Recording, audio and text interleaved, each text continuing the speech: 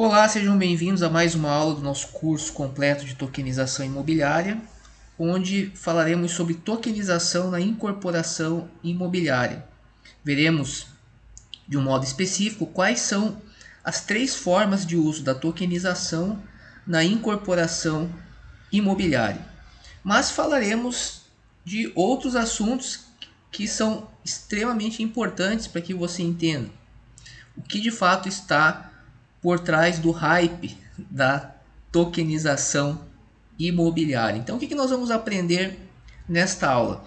Nós vamos aprender por que tokenizar, quando usar blockchain e veremos os modelos, os três modelos de tokenização na incorporação imobiliária. Lembrando que esses modelos são realizados conforme a metodologia desenvolvida pela Data Currency, que é adequada às finanças descentralizadas e ao direito brasileiro, tanto o Código Civil quanto a Lei de Registros Públicos. Bem, uma coisa extremamente importante que você deve ter como um mantra para você entender de fato o que é tokenização ou para que ela serve. Quem quer tokenizar quer vender na Ethereum, certo? Não faz sentido você tokenizar algo, não importa se é um imóvel ou qualquer outro bem, se você não quer colocar esse bem para ser negociado na rede Ethereum. Ah, Fernando, mas tem outras redes. Tudo bem, mas nós veremos aqui por que hoje a Ethereum ainda é a rede principal, certo? Então, grave isso. Se você não quer negociar bens e direitos na Ethereum, você não precisa tokenizar. Não faz qualquer sentido você tokenizar. Já vamos entender a fundamentação disso. Então, há muitos modelos hoje, por exemplo, que utilizam aí as chamadas blockchains privadas, ou até mesmo o projeto do Banco Central, quando visto uma perspectiva interna, no sistema interno, que não faz qualquer sentido quando a gente analisa esses projetos do ponto de vista científico. Você vai entender isso já nos próximos slides, certo? Bem, vamos começar, como diz, né, pelo começo, pelo básico. Né? Então aqui o Daniel Drescher, que tem um livro sobre blockchain, né, básico, ele diz algo que é fundamental. A empolgação com o blockchain está baseada em sua capacidade de servir como ferramenta para prover e manter a integridade de sistemas ponto a ponto puramente distribuídos, que têm o potencial para provocar mudanças em mercados inteiros em virtude da desintermediação. O que ele está falando aqui? Ele está dizendo que a blockchain, principal motivo, né, da empolgação, é justamente essa capacidade que ela tem de manter a integridade em sistemas puramente distribuídos.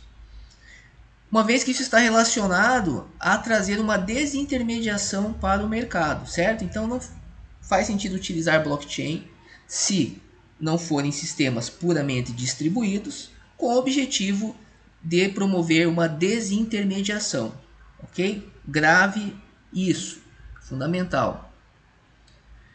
Outra questão, quando a gente fala sobre sistema puramente distribuído, o que é isso? Se houver um componente individual, por exemplo, um único botão de desligamento que desative todo o sistema, então ele não será distribuído. Mais uma vez, blockchain básico, percebe? Então, primeiro, só vale a pena ter blockchain se o sistema for puramente distribuído. Em virtude do fato desses sistemas distribuídos, como a rede Ethereum, ter uma capacidade fenomenal para promover a desintermediação, diminuição de custos, interoperabilidade, dentre outras questões.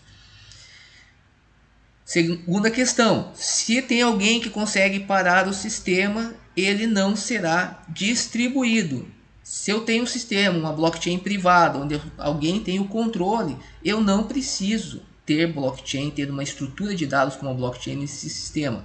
Ah, Fernando, posso utilizar? Posso utilizar, pode ser utilizado, ok? Mas o ganho é muito reduzido, se é que há algum, tá? Ou seja, não existe empolgação. A blockchain hoje ela só é discutida no mundo pela sua capacidade de prover e manter a integridade em sistemas ponto a ponto puramente distribuídos. Qualquer coisa fora disso é experimento, de alguém, certo? Experimento. Bem, compreendido isso, vamos avançar um pouco.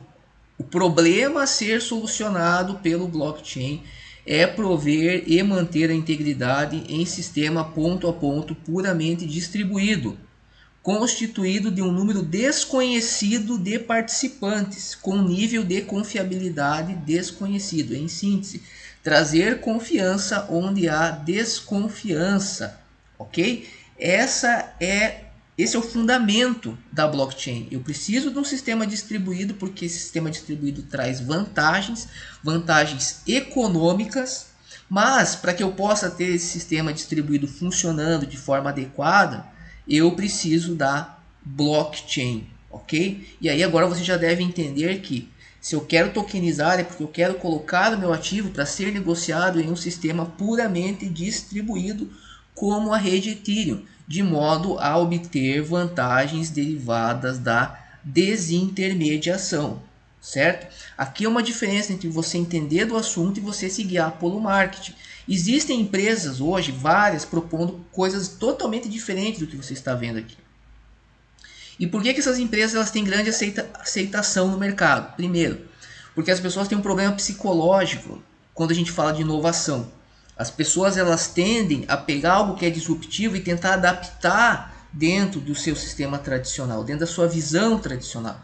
Achar que blockchain, por exemplo, vai funcionar em um sistema de banco, que seria uma bank chain, conforme o próprio Vitalik Buterin menciona. Porque elas já conhecem banco, elas já sabem como é que funciona, elas já conhecem o Pix, elas já sabem como que funciona o papel moeda. Então quando você chega com algo diferente, elas não vão aceitar. Quem vai efetivamente aceitar e vai começar a criar soluções são as pessoas que têm esse conhecimento científico.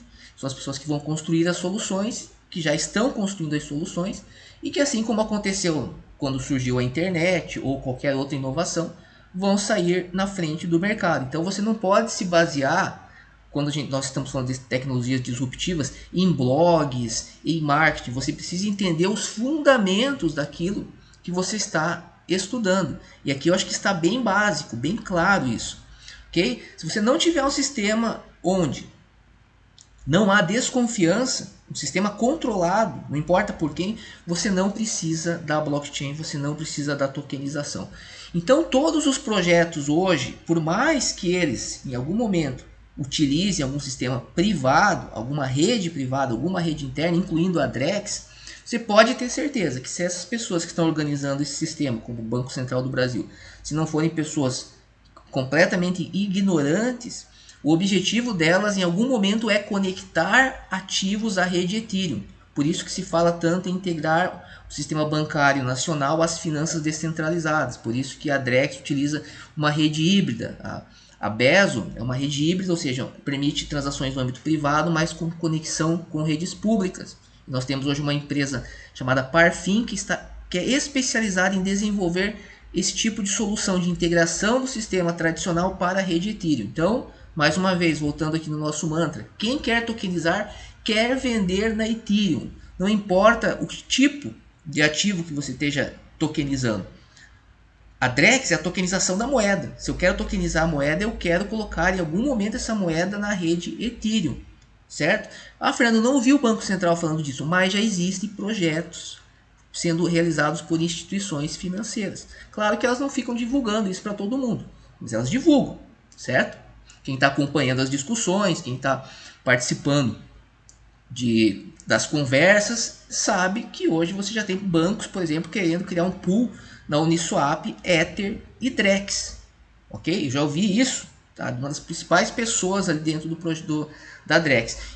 Então assim, e você nem precisa ter informação privilegiada para entender isso. Basta saber o que nós acabamos de ver aqui. Basta entender o funcionamento, entender para que serve a tecnologia.